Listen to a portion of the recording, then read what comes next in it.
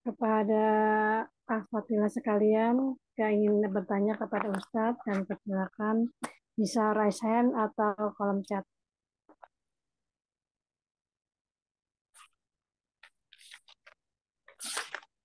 Ini ada pertanyaan yang pekan lalu, Ustadz. Yes. Assalamualaikum Ustadz, izin bertanya, bagaimana hukumnya mensyukuri hari lahir, walaupun tidak ada tiup lilin? Namun banyak yang memberi ucapan dan doa. Apakah termasuk bid'ah? Apakah ada potensi riya? Mohon penjelasannya Ustaz. Jazakallah khair. Kalau disebut ria, maka penilai ria itu hanyalah Allah. Manusia nggak berhak menilai saudaranya ria. Walaupun pelakunya harus waspada. Ya. Kira-kira yang saya lakukan ini berpotensi ria. Ya. Yang tahu ria nggak ria, pelakunya dan Allah. Karena itu penting berhati-hati waspada. Ulang tahun ya biasanya.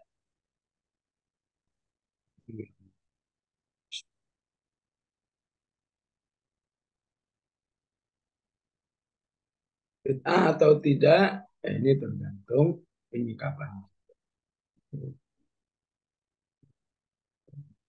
Kalau eh, sekedar pelaksanaan tanpa ada eh, apa, tanpa ada embel-embel tentang akidah, maka insya Allah ya kegiatan mubah aja, kegiatan seperti kita katakan hari ini kuliner di resto ini, besok kuliner di resto itu, dan seterusnya. Ya. Ya, karena itu penting ya, bagaimana kita menyikapinya. Kalau kita menyikapi itu sesuatu yang netral, mau ngadain boleh, nggak ngadain boleh, mau ngasih ucapan selamat boleh, nggak ngasih juga nggak apa-apa. Jangan nggak ngasih kesel. Ya. Kamu kenapa nggak ngasih ucapan selamat sama saya? Kan ini ultah saya. Wah ini udah mengandung unsur akidah. Ya. Kalau mau ya nggak apa-apa. Sekarang kan ultah saya, doain saya ya begitu. Nggak usah. Ya. Ini nggak tahu diri, ini lagi ultah saya didiemin. WA aja enggak. Nah, ini termasuk arah bid'ah ini. Ya. Intinya kalau acara itu tidak dianggap sakral, ya, ya, ya. Bisa ada, bisa enggak. Ya. Eh, boleh dilakukan, boleh enggak. Enggak. Jadi satu hal yang mubah. Tapi kalau sampai sakral, ya, wah, kalau nggak ngadain disesali, kalau nggak ngasih hadiah disesali, ya. Oh dia nggak ingat saya sih, kan sekarang ini utah saya. Ya. Nah, ini bisa mengarah kepada bid'ah. Ya.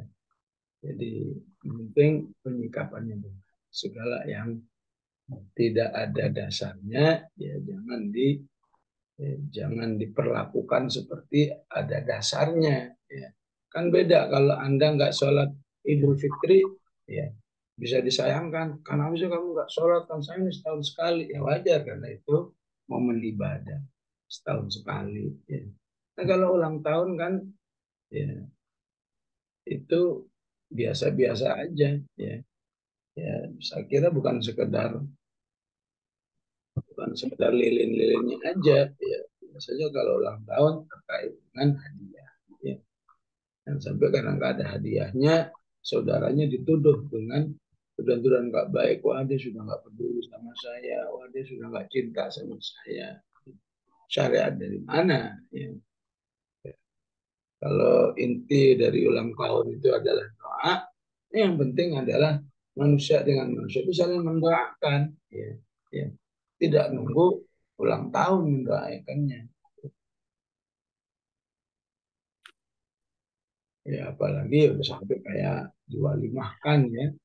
Sudah menyewa sebuah tempat dan pestanya ini ya. Kita harus dipahami itu Seperti hal yang netral saja. Kalaupun ente ngadain, niatkan niat yang bagus. Oh ini saya niatnya untuk silaturahim. Oh ini niatnya agar terjadi interaksi antar keluarga dan seterusnya. Cuma menggunakan momen ulang tahun itu sah. Ya. Mungkin suatu saat besok nggak menggunakan momen ulang tahun. Mungkin istilahnya menggunakan momen halal bihalal. Ya. Ya.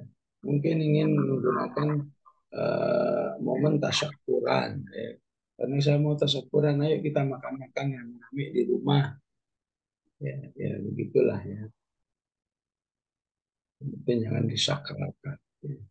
Jadi kalau sampai disakralkan, Baik, Ustaz. mengikat sekali, ya, memang Ini itu dikhawatirkan ini sudah bid'ah.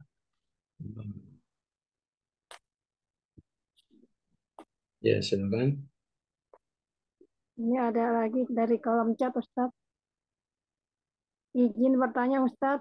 Jadi nama kaum Lut itu Al-Mutafikah. Apakah makna Mutafikah itu LGBT? Ya mu'tafika itu dari kata ifik. Ya. Al-ifku kebohongan. Entah sejarahnya saya belum pelajari ya. Yang jelas ya, ya berarti hidupnya penuh dengan kebohongan. Ya, ya, ya, ya bisa saja walaupun itu tidak harus ya.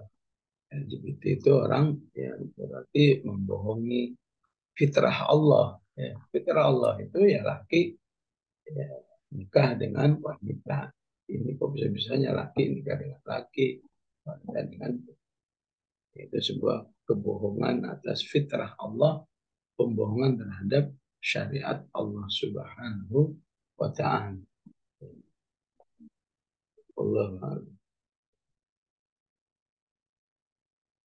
Ya lanjut.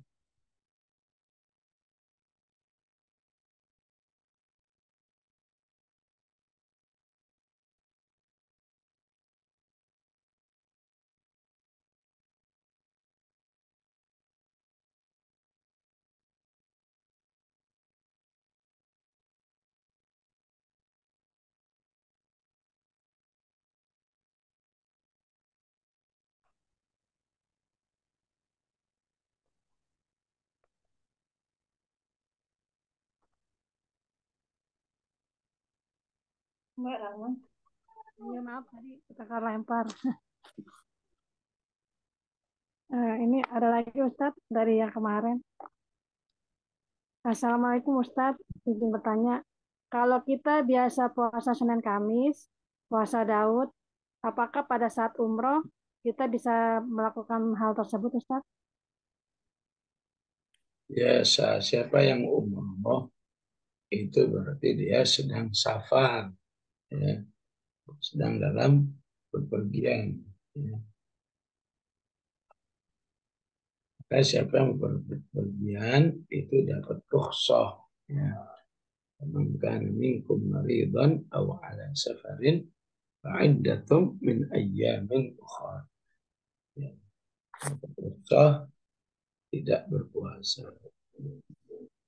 Itu untuk yang wajib, apalagi yang sunnah ya otomatis ya tidak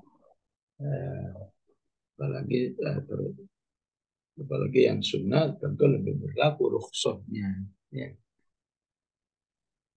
Sementara gimana dong sayang dong terlewatkan nggak dapat pahala puasa, insya Allah kaidahnya siapa yang melakukan amal soleh dengan terbiasa sholat jamaah, terbiasa tilawah, terbiasa puasa, kemudian sakit ya, atau bepergian, maka saat dia meninggalkan amal itu karena sakit dan bepergian tetap mendapat pahala. Karena eh, tidak beramalnya bukan karena nggak mau, tapi karena sakit. Sakit. Kalau dia berpuasa saat umroh, ya tambah lemes. katakan jadi nggak bisa iktikaf di Masjidil Haram, nggak bisa tawaf, padahal ya untuk bisa ke Masjidil Haram sedekat-dekatnya hotelnya tetap aja harus jalan bisa 10 menit, 15 menit ya. Apalagi yang dari Masjidil Haramnya 5 kilo, wah, ya, tambah lama lagi. Ya. Tawaf itu perlu tenaga. Ya. Jadi jangan sampai karena puasa jadi mengorbankan amal-amal yang lebih dianjurkan saat di haram. Ya. Apa yang saya dianjurkan? Ya. Eh, apa bisa dianjurkan? Tawaf, iktikaf, sholat berjamaah ya, eh, di masjid. Ya. Kemarin ada teman yang baru sampai, kan kalau bisa umroh di pekan-pekan ini, bahkan mungkin di bulan-bulan berikutnya, jangan coba-coba pakai self-esteem, ya, kan berurusan dengan tugas di sana, jadi birokrasi dan seterusnya, ya repot. Sabar dulu, ya. Salnya nggak usah dipakai dulu deh, ya. Jadi masalah, ya. Bahkan bisa mengarah kepada basmah, ya. Basmah itu rekam rekam jari yang bisa membuat orang nggak boleh selamanya datang ke Saudi, baik umrah maupun haji. Ancamannya sampai seperti itu. Ya. Kembali kepada Siam tadi. Tapi kalau dia termasuk orang yang kuat, ya, saya walaupun puasa bisa hidup, bisa beraktivitas normal kayak nggak puasa. Ya, silahkan kalau begitu. Ya. Ya, tilawah tetap kuat, ya, tawaf tetap kuat, berjamaah tetap kuat, nggak ngaruh sedikit pun, ya. Walaupun lagi puasa, ya silahkan. Ya. Tapi kalau ya, kalau puasa jadi nggak bisa juga bisa begitu, maka berlaku hadis yang mengatakan laisa minal birri as-safaru, ya. Laisa minal birri as-siyamu fis safari, ya. Tidak termasuk suatu kebaikan, ya, tidak menjadi sebuah amal soleh berpuasa saat apa, ya, saat bepergian, saat safar, ya. Kecuali bagi yang kuat, ya. Bagi yang nggak ngaruh, ya. Demikian jamaah rahmatullah, ya. Mohon maaf sampai di sini kaji kita. Saya akhiri dengan doa. Bismillahirrahmanirrahim. Alhamdulillahirabbil alamin. Allahumma shalli wa sallim wa barik ala sayyidina Muhammad wa ala ali sayyidina Muhammad. Allahumma salli ala walidina warhamhum kama rabbawna shighara. Allahumma unsur ikhwanana al-muslimin fi Filistin wa fi Gaza. Allahumma arhamhum.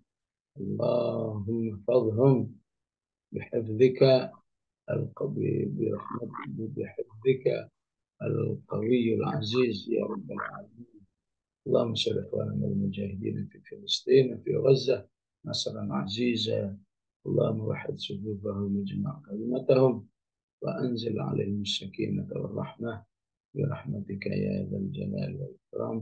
اللهم عليك بالصهاينه، اللهم عليك بمن والاهم، اللهم شتت شملهم فرق جمعهم. اللهم إنا نجعلك في نحورهم ونعوذ بك من شرورهم يا رب العالمين. وصلى الله على سيدنا محمد وعلى آله وصحبه وسلم والحمد لله رب العالمين. السلام عليكم ورحمة الله.